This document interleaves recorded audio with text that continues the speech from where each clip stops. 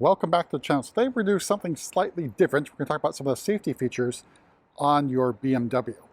Now, there's emergency braking at the rear. However, you should probably check that setting because I believe from factory it might be the case that it is not enabled. So we're going to show you what happens when you have it not enabled and when you have it enabled. So we have the scenario in front of me. So a 2025 X5. I've pulled into this spot, although I've parked exactly like a BMW driver would, over two spots. Place an object, two cones, back over here, and use the backup assistance to show you how the car brakes or doesn't brake. All right, so you can see I've got two cones over here in the path of the X5, so I'm going to show you the settings here in the car. All right, so in the car, you're going to go to the apps, and conveniently I've already got the driving settings there. So your safety features are in the driving settings. It's going to be across iDrive 8 and 8.5, also applicable to iDrive 7 and iDrive 6.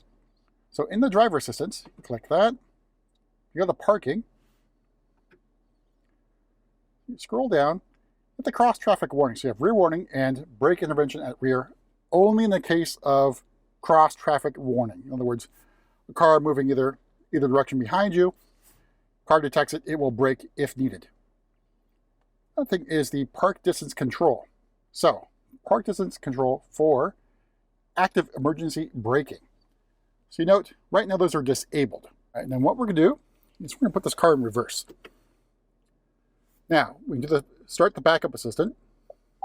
All right, so got the camera set up outside as well, so you see both viewpoints here. So car's in reverse. I've got the backup assistant started. You can see the cones are in my path. So we don't have emergency braking. So this is what's going to happen. So put it in reverse. It's backing up. Detects the objects. And bam, you hit them.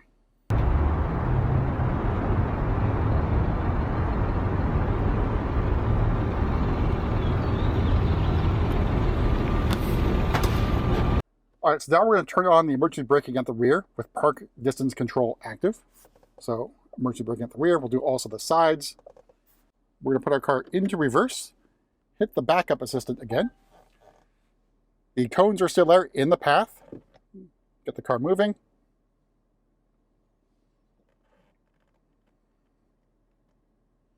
Detects the objects. And brakes. So you can see active PDC emergency braking is enabled. That's why the car stopped. So if you want that safety feature enabled, just make sure it's actually on.